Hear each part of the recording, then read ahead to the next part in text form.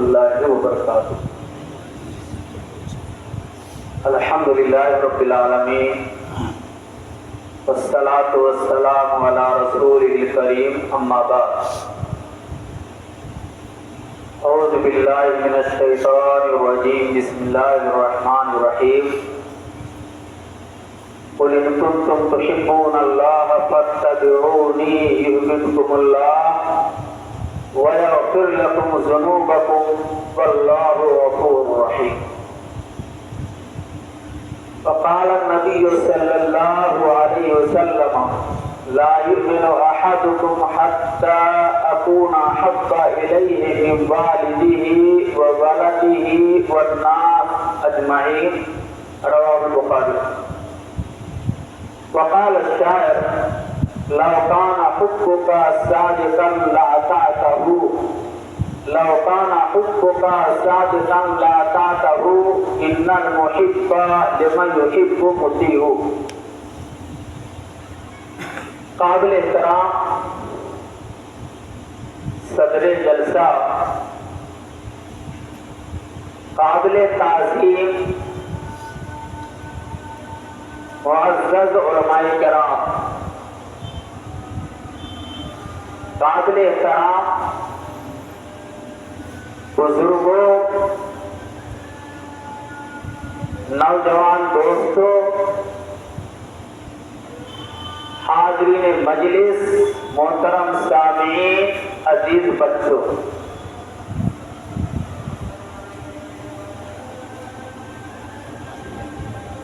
آپ کے سامنے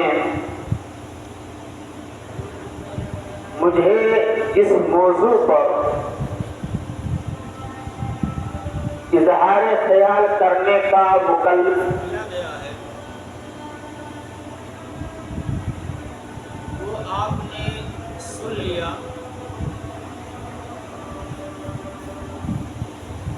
محبت رسول کے تقاضے اور اہل حدیث کا کردار۔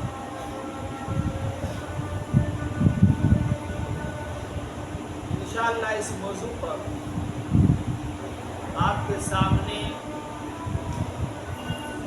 قرآن و حدیث کی روشنی میں کچھ باتیں عرض کرنے کی کوشش کروں گا۔ اللہ رب العالمین سے دعا ہے کہ اللہ تعالیٰ ہم کو قرآن و حدیث کی روشنی میں سچ بات کہنے اور ہم کو سامعین کو حتی الامکان عمل کرنے کی بھرپور توفیق عطا فرمائے، آمین۔ محترم حضرات، سب سے پہلے ہم اللہ رب العالمین کی تعریف، توصیف، کبریائی اور بڑائی بیان کرتے ہیں۔ جو ہمارا خالق ہے، رازق ہے اور مالک ہے، یہی نہیں بلکہ بے شمار صفات کا حامل ہے، جو اللہ رب العالمین اپنی توحید ربوبیت، توحید الوہیت اور توحید اسماء و صفات میں یکتا، منفرد اور بے مثال ہے، جو قدیر ہے، قادر ہے، رحمان ہے، رحیم ہے، سمیع ہے، بصیر ہے، لطیف ہے، خبیر ہے، الغرض بے شمار صفات کا حامل ہے۔ ایسی ذات کی جتنی بھی تعریف اور توصیف کی جائے کم ہے۔ ہم صرف اتنا کہہ سکتے ہیں الحمدللہ حمدا کثیرا طیبا مبارکا فیہ، سبحان اللہ وبحمدہ سبحان اللہ العظیم۔ اللہ رب العالمین کی تعریف، توصیف، کبریائی اور بڑائی بیان کرنے کے بعد ہم بے شمار درود و سلام کے پھول نچھاور کرتے ہیں. ایسی مقدس ہستیوں پر جن کو ہم اور آپ پیغمبر رسول کے نام سے جانتے ہیں، جو اللہ کے خصوصی پیغمبر ہیں.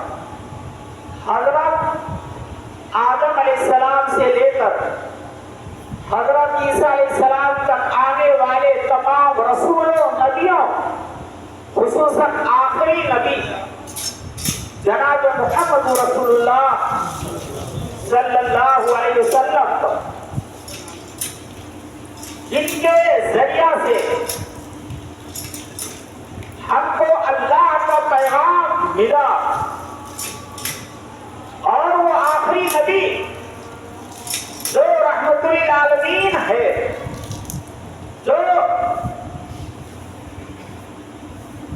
سید الانبیاء ہے، وہ رسول محترم جن کی اطاعت کو اللہ تعالیٰ نے اپنی اطاعت قرار دیا ہے، جن کی نافرمانی کو اللہ تعالیٰ نے اپنی نافرمانی قرار دیا ہے، اور جن کی اتباع میں اللہ نے جنت کو مضمر رکھا ہے، اور جن کی نافرمانی سے اللہ نے جہنم کو واجب قرار دیا ہے. ایسا نبی جس کا نام آنے پر ہمارے نبی صلی اللہ علیہ وسلم نے خصوصی طور پر فرمایا ہے، من صلی علیہ واحدۃ صلی اللہ علیہ وسلم، جو میرا نام آنے پر ایک مرتبہ اس کے درود و سلام بھیجے گا، بدلے میں اللہ تعالیٰ 10 رحمتیں نازل فرمائے. اور دوسری حدیث میں پیارے نبی صلی اللہ علیہ وسلم نے یہاں تک فرمایا کہ سب سے بڑا فقیر کنجوس وہ مسلمان ہے جس کے سامنے میرا نام لیا جائے، میرا تذکرہ ہو، اور میرا نام آنے پر، میرا تذکرہ ہونے پر وہ مجھ پہ درود و سلام نہ بھیجے. اسی لیے ایسے نبی پر ہم لاکھوں کروڑوں درود و سلام کا نذرانہ پیش کرتے ہیں، کیونکہ اللہ نے ایسے نبی پر درود و سلام بھیجنے کا حکم دیا ہے. اللہ فرماتا ہے، ان اللہ وملائکتہ یصلون علی النبی یا ایھا الذین آمنوا صلوا علیہ وسلموا تسلیما. وہ رسول محترم جس کا ذکر ہونے جا رہا ہے، یہ وہ معمولی رسول نہیں ہے جس کی رسالت پر ایمان لانا ضروری ہے، اور جس سے محبت کرنا ایمان کا حصہ نہیں بلکہ عین ایمان ہے. وہ رسول محترم جس نے ہم کو جو دین دیا وہ تمام ادیان میں سب سے بڑا اور بہتر دین ہے. ان الدین عند اللہ الاسلام.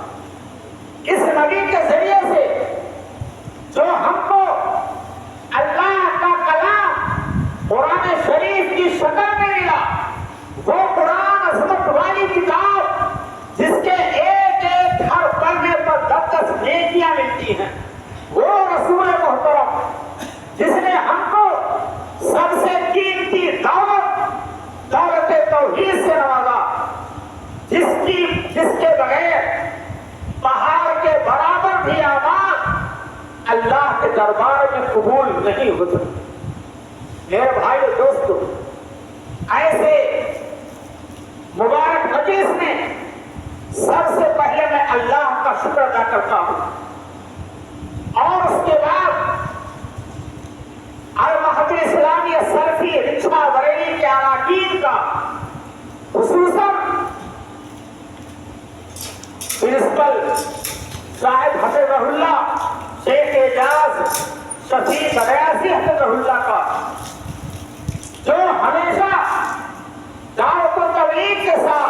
تعلیم و تربیت میں لگے رہتے جذبہ ہے. اور اس کے ساتھ ساتھ میں شکر ادا کرنا چاہتا ہوں اس گاؤں کے، اس خطے کے، اس قصبہ کے ایک مشہور عالم دین فضیلت الشیخ عبدالقاری صاحب سلفی حضرت اللہ کا، جن کے ایما پر، اشارے پر یہ آج کا پروگرام آنن فانن منعقد ہوا ہے. اور اس سے پہلے بھی میں ایک بار آ چکا ہوں. وہ بھی پروگرام ایک سلفی عالم دین کی موجودگی میں منعقد ہوا تھا، اور انہوں نے مہمانوں کے ساتھ جو برتاؤ کیا تھا، ناظرین اجلاس کی حیثیت سے پروگرام کو کامیاب بنانے میں جو رول ادا کیا تھا، میں چاہتا ہوں کہ ان کا بھی شکریہ ادا کیا جائے. اور وہ عظیم شخصیت اس وقت ہمارے درمیان موجود نہیں ہے. شیخ عطا الرحمان صاحب سلفی حفظہ اللہ، کاش کی وہ بھی ہوتے تو مجلس میں رونق اور بڑھ جاتی. ایسے ہی ہم یہاں کے بزرگوں کا شکریہ ادا کرنا چاہتے ہیں، اور دل چاہتا ہے کہ دل کی گہرائیوں سے ان کے حق میں دعائیں کریں. کتنے ایسے حضرات ہوں گے ہماری جماعت کے بزرگ حضرات جو اس دنیا سے جا چکے ہیں، لیکن یہ مسجد، یہ در و دیوار اور جو نسل چھوڑ کر کے گئے ہیں، یہ ان کے خدمات ہیں. یہ در و دیوار میرے بھائیوں، یہ اونچی مسجد، واللہ جب مسجد میں داخل ہوا تو عجیب ماحول تھا. آنکھوں میں آنسو تھے. دل چاہتا تھا کہ وہ ہستیاں ہوتی تو گلے مل جاتا اور ان کے حق میں دعائیں کر دیتا. یہ چند بزرگ حضرات ہمارے سامنے موجود ہیں. یہ عظیم ہستیاں ہیں میرے نوجوانوں، ان کی قدر کرو. یہ بزرگ ہستیاں ہیں، انہوں نے خون پسینہ بہایا ہے اس علاقے میں، قصبے میں جماعت اہل حدیث کو پروان چڑھانے میں. چند افراد ہیں، اگر ہم نے اور آپ نے ان بزرگوں کو ہم نے پہچانا نہیں، ان کی شخصیتوں کو ہم نے پہچانا نہیں، ان کے خدمات کو ہم نے سراہا نہیں، ان کو اپنا رہبر، سرپرست اور مکھیا مانا نہیں، تو یاد رکھیے گا ہم برباد ہو جائیں گے. بغیر رہبر کے کوئی بھی قوم آگے بڑھ نہیں سکتی ہے. اور میں نوجوانوں کا بھی شکریہ ادا کرنا چاہتا ہوں جو اپنے بزرگوں کی رہنمائی میں لگے ہوئے ہیں. کاش کی ایک کمیٹی بن جاتی، کاش کی نوجوان اپنے جذبات سے نہ کھیلتے، کاش کی اپنی جوانی کو دین کے راستے میں جماعت اہل حدیث کی دعوت کو پھیلانے میں لگ جاتے اور متحد ہو کر کے اتفاق اتحاد کے ساتھ چند افراد ہیں مل کر کے کاش کی جماعت اہل حدیث کی توحید کی دعوت، سنت کی دعوت کو عام کرنے میں لگ جاتے تو کتنا اچھا ہوگا. میرے بھائی دوستو، ہمارا موضوع ہے محبت رسول.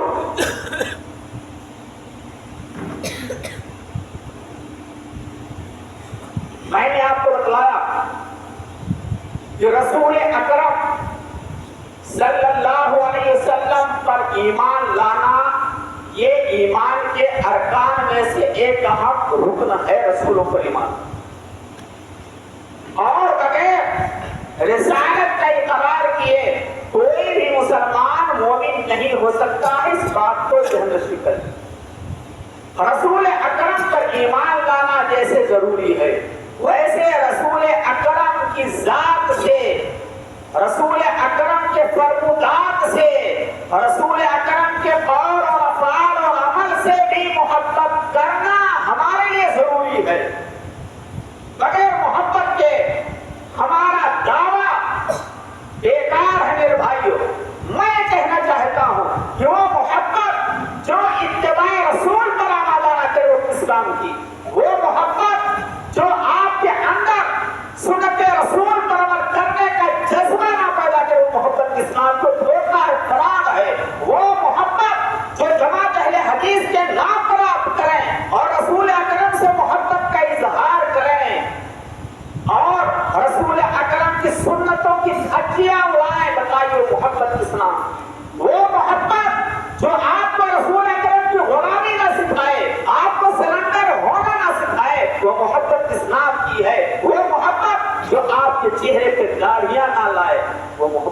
اسلام کی ہے، وہ محبت جو بزرگوں کی کا ادب و احترام نہ سکھائے، بڑوں کا ادب احترام نہ سکھائے، چھوٹوں پہ شفقت نہ سکھائے، وہ محبت اسلام کی۔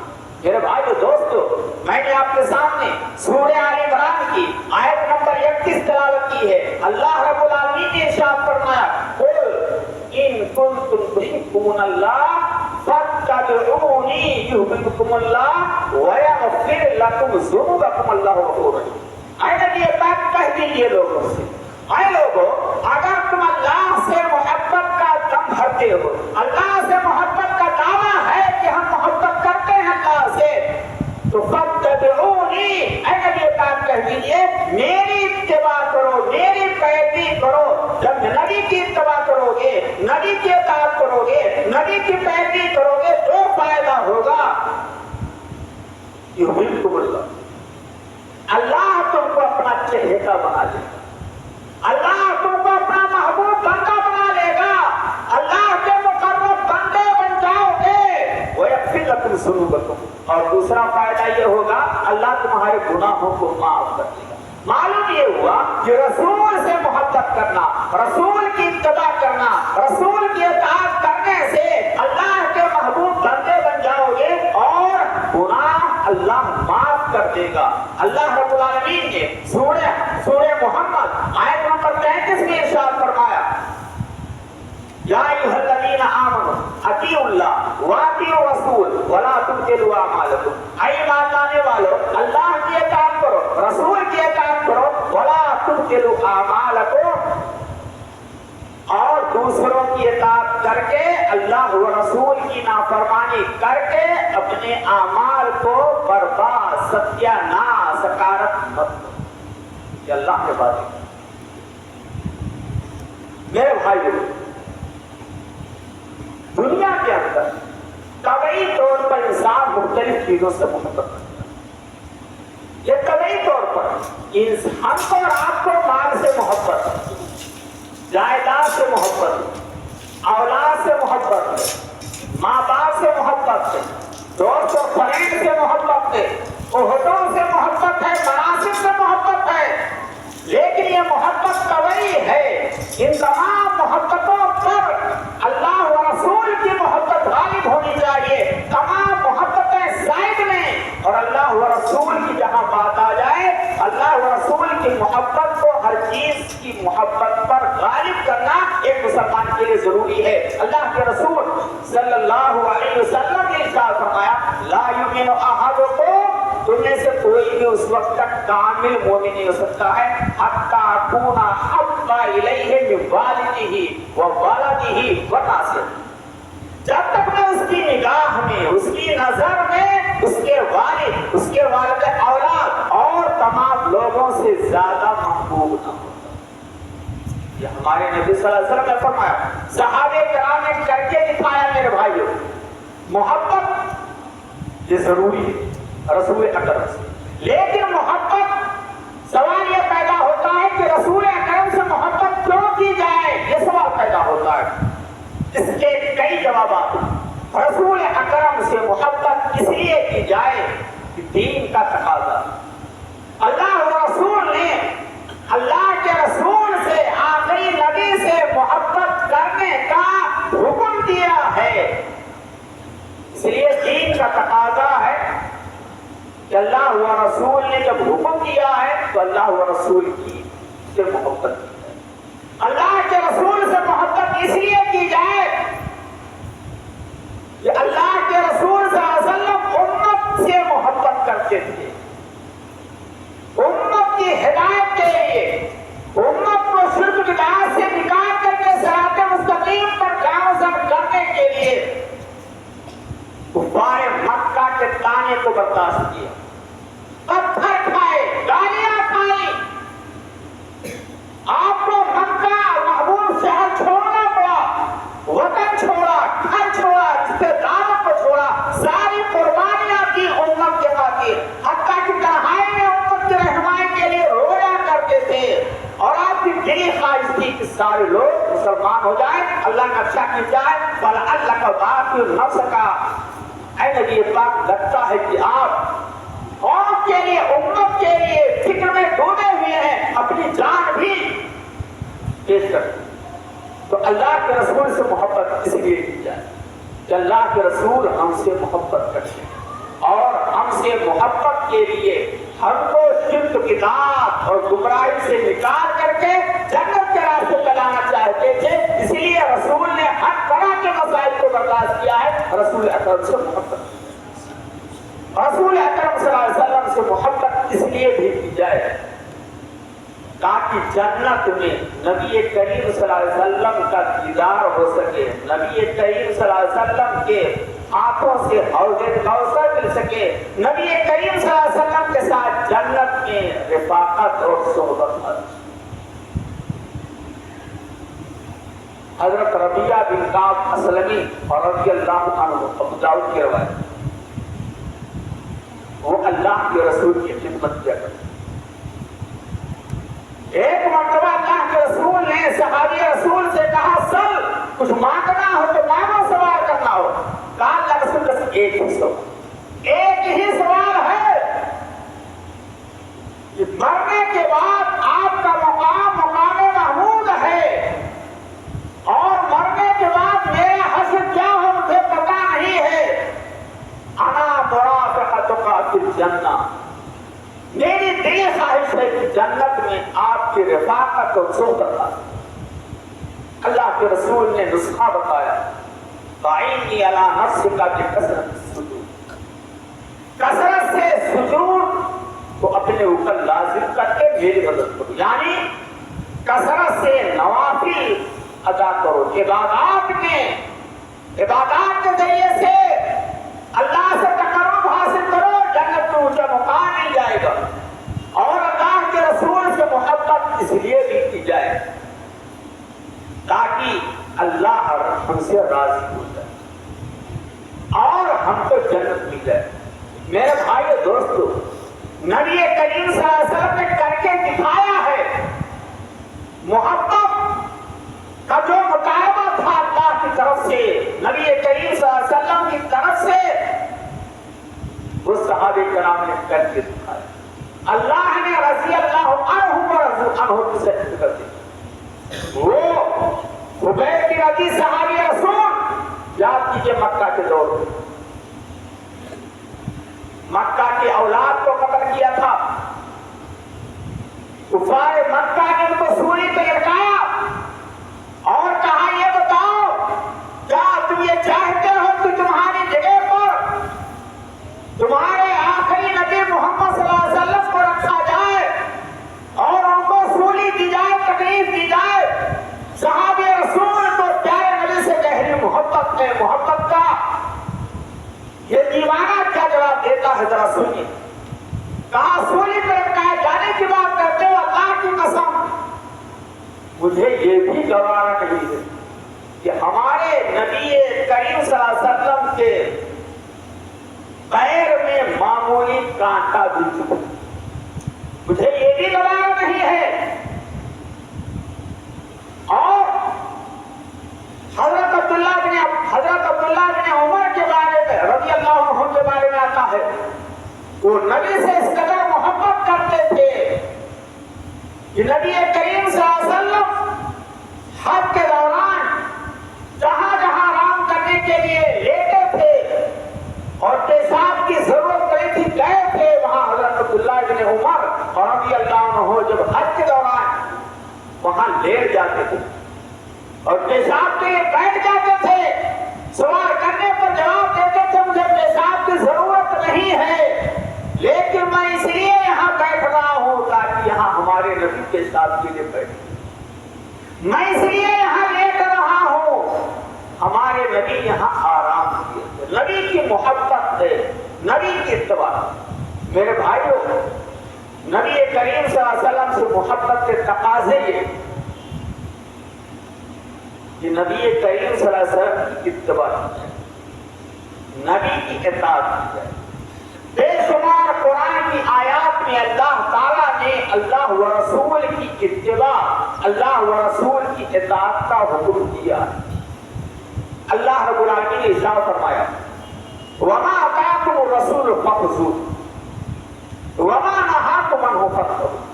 اے لوگو, رسول اکرم جو کچھ تم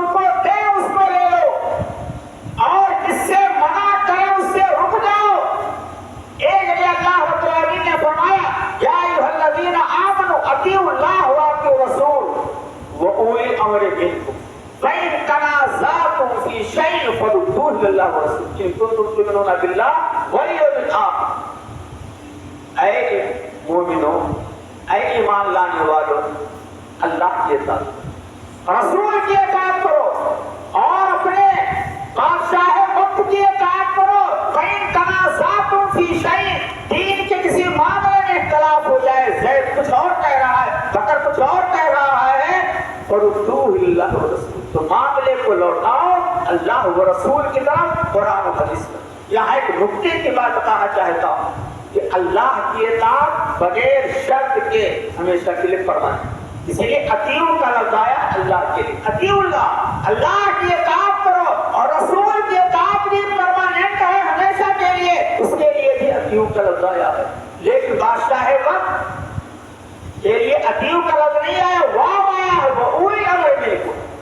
ये इस बात की दलील है कि बादशाह वक्त ये अल्लाह का बंदा है, गलतियां हो सकती हैं, जब तक ये कुरान और हदीस के मुताबिक कहे तब उसकी इताअत करो। कुरान और हदीस से हट करके अगर बादशाह वक्त कहे तो उसकी बात नहीं माननी है, क्योंकि नबी करीम सल्लल्लाहु अलैहि वसल्लम का फरमान है ला ताअता लिमखलूकिन फी मासियतिल खालिक।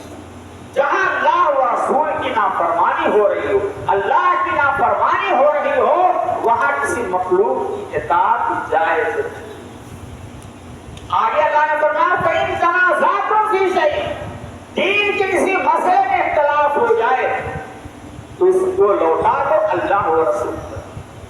देखो कुरान में अल्लाह क्या कह रहा है, हदीस में प्यारे नबी सल्लल्लाहु अलैहि वसल्लम क्या फरमाया, इन कुंतुम तु'मिनूना बिल्लाह, अगर तुम अल्लाह और यौम आखिरत पर ईमान रखते हो तो तुम्हारे लिए जरूर। मेरे भाई और दोस्तों, सही बुखारी में वाक़यात मौजूद, सहाबे कराम, अल्लाह के रसूल सल्लल्लाहु अलैहि वसल्लम ने सोने की अंगूठी बनवाई, सहाबे कराम ने बनवाई। अल्लाह के रसूल ने सोने की अंगूठी निकाल दी उंगली से, सहाबे कराम ने कोई सोचा। नबी से मोहब्बत देखिए, नबी की इताअत देखिए, नबी की इत्तबा देखिए। नबी करीम सल्लल्लाहु अलैहि वसल्लम ने सोने की अंगूठी बनवाई, हलाल थी, तो सहाबे कराम ने भी बनवाई।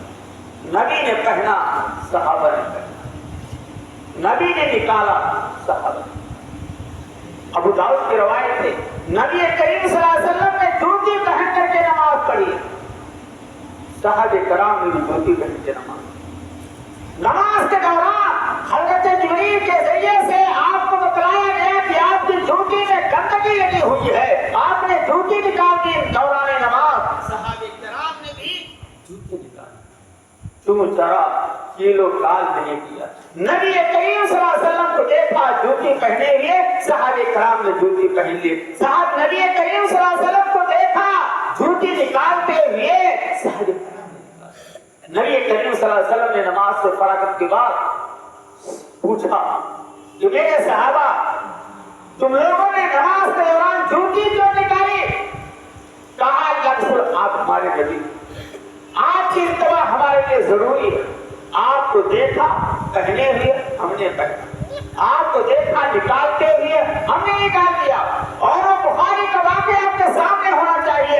एक मरतबा हज़रत उमर रज़ियल्लाहु अन्हु अल्लाह के रसूल के साथ चल रहे सफर, बातों बात में हज़रत उमर रज़ियल्लाहु अन्हु ने कहा, ऐ अल्लाह के रसूल, आप मेरे नजदीक मेरी जान के अलावा हर चीज से ज्यादा महबूब हैं। जान मेरे नजदीक आपसे ज्यादा महबूब है। अल्लाह के रसूल सल्लल्लाहु अलैहि वसल्लम ने फरमाया, ऐ उमर रज़ियल्लाहु, अभी तुम्हारा ईमान मुकम्मल नहीं हुआ, ईमान नाकिस है, गौर कर लो, अभी तुम कामिल मोमिन नहीं हो। थोड़ी देर के बाद हजरत उमर रज़ियल्लाहु अन्हु ने कहा कि अल्लाह के रसूल, अब आप मेरी जान से भी ज्यादा महबूब। अल्लाह के रसूल ने फरमाया, आए उमर रज़ियल्लाहु अन्हु, अब तुम कामिल मोमिन हो, जान से ज्यादा रसूल अकरम महबूब।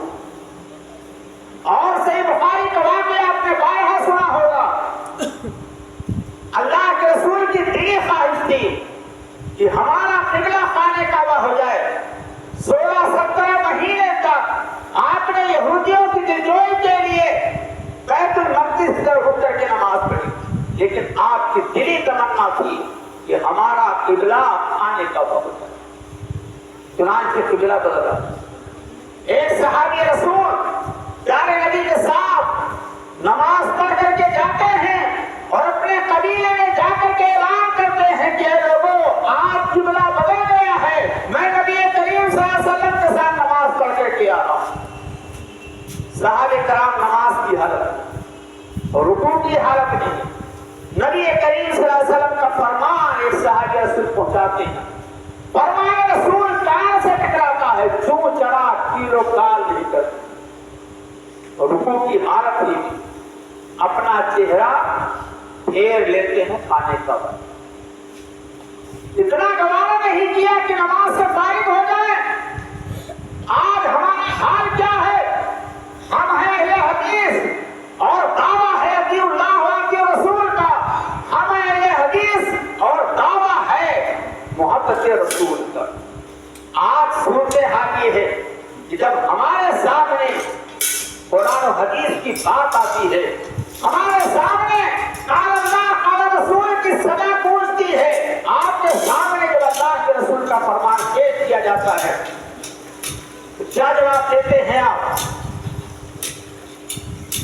یہ تو مسجد کے مولانا کا کام ہی ہے تقریر کرنا، بیان کرنا، اپنا فتویٰ قرآن و حدیث کا اپنے پاس رکھیے۔ ہمارے پاس ہائی کورٹ کا فیصلہ ہے، ہائی کورٹ کا جانتا ہے یہ اہل حدیث، یہ زمین ہمارے سگے بھائی کی ہے، یہ جانتا ہے یہ حدیث بزرگ اور نوجوان، یہ زمین ہمارے پڑوسی کی ہے، جانتا ہے یہ اہل حدیث یہ زمین ہمارے سگے بھائی کی ہے، جانتا ہے کہ ہماری زمین نہیں، لیکن رشوت دے کر کے افسران کے ذریعے سے، وکیلوں کے ذریعے سے اپنے سگے بھائی کی جائیداد کو ہڑپ کیے ہوئے ہے، سرٹیفکیٹ لے کر کے گھوم رہا ہے اور آ کر کے اپنے محلے میں لڈو تقسیم کرتا ہے۔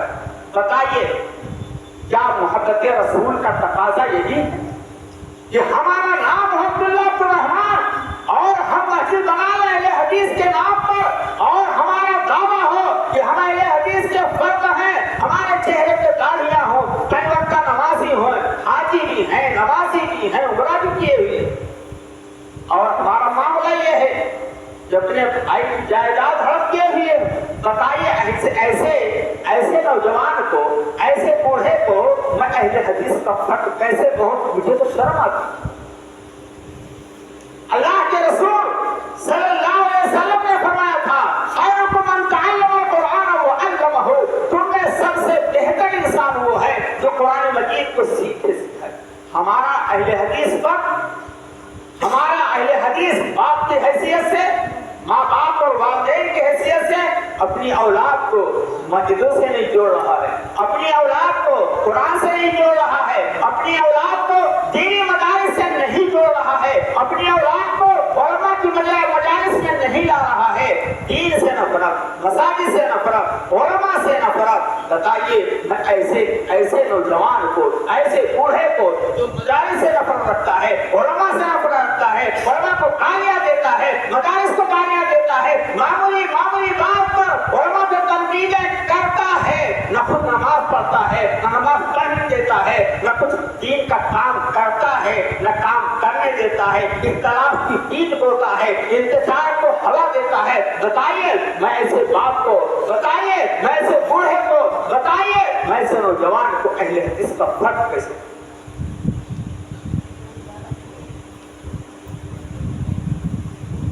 میرے بھائیوں بزرگوں، ہماری نوجوان لڑکیاں، ہم اہل حدیث ہیں۔ اللہ کے رسول صلی اللہ علیہ وسلم نے فرمایا ہے مروا اولادکم بالصلاۃ وهم ابناء 7 سنین، آپ کی اولاد لڑکا لڑکی 7 سال کے ہو جائے نماز پڑھنے کا، روزہ رکھنے کا، 10 سال کے ہو جائے سن شور کو پہنچا بستر الگ کر دو۔ ہمارے گھروں کا حال کیا ہے؟ ہم اہل حدیث میں سگے بہنیں بستروں پر لیٹ رہی ہیں، سگے بھائی بہن ایک بستروں پر لیٹ رہے ہیں، ہماری اولاد بے نمازی ہے، باپ بھی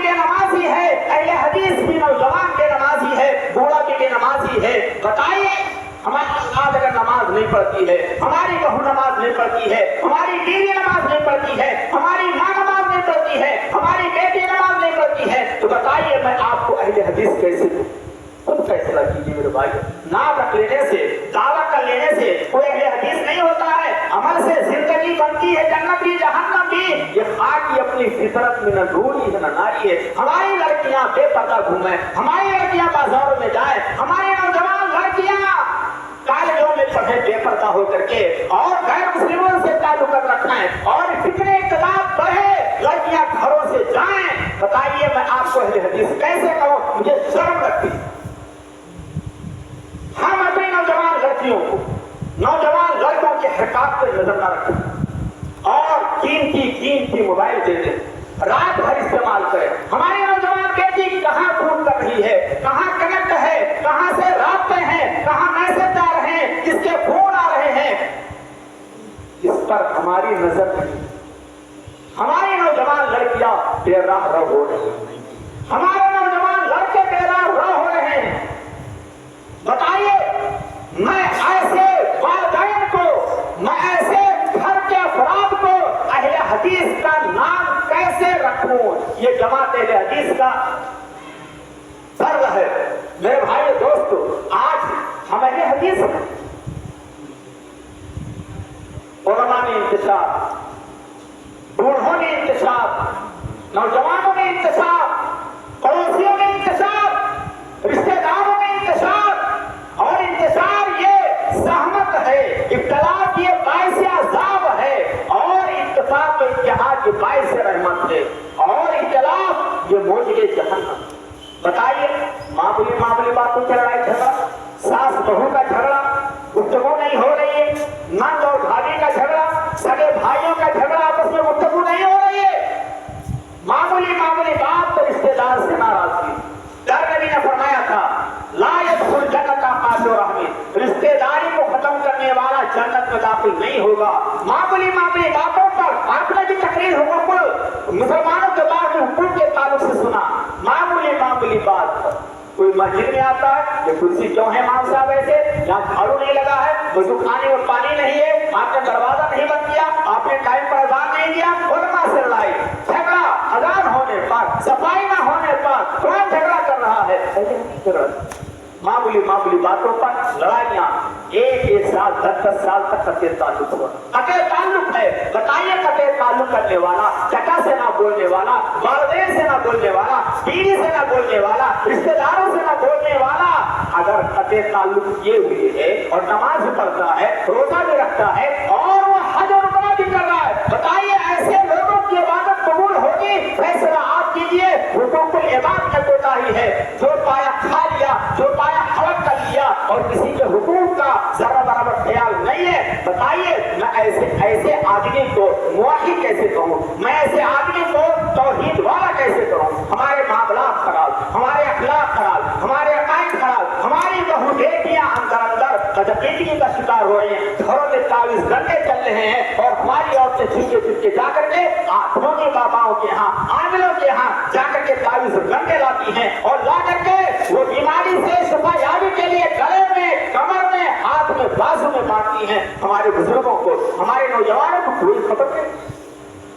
یہ مسلمان ہے جنہیں دیش کا شرما ہے. ضرورت اس بات کی, یہ باتیں بہت سے میرے بھائیوں قائم نہیں ہے, ضرورت اس بات کی ہے کہ ہم اپنے دلوں سے نفرت کو نکالیں, عداوت کو نکالیں. کیا ہم اس بات پر متحد ہیں یا بس متحد نہیں ہوں گے؟ آج مسلمانوں کا حال کیا ہے پوری دنیا میں, خاص طور پر ہندوستان میں؟ ظالم حکمران کو اللہ نے مسلط کر دیا ہے. ہماری نماز, ہماری مسجدیں بھی خطرے میں, ہمارے مدارس بھی خطرے میں. اللہ کی قسم میں پیغام دینا چاہتا ہوں کہ مدارس کا خیال کیجیے, یہ اسلام کے قلعے ہیں. مساجد کا خیال کیجیے, یہ اسلام کے قلعے ہیں. اور اس سے زیادہ بڑھ کر کے بات کرتا ہوں کہ آپ اپنے مرکز کا خیال کیجیے, یہ آپ کی جماعت اہل حدیث کی ریڑھ کی ہڈی ہے. اور میں ایک بات اور کہنا چاہتا ہوں, یہ آپ کے علاقے کے, آپ کے قصبے کے جو علماء ہیں, اللہ کی قسم ان کی قدر کر لو, ان کے لیے دعا کرو. علماء ورثۃ الانبیاء, یہ علماء انبیاء کے وارث ہیں. جس قوم نے اپنے علماء کی قدر نہیں کی, جس قوم نے اہل علم کی قدر نہیں کی, جس قوم نے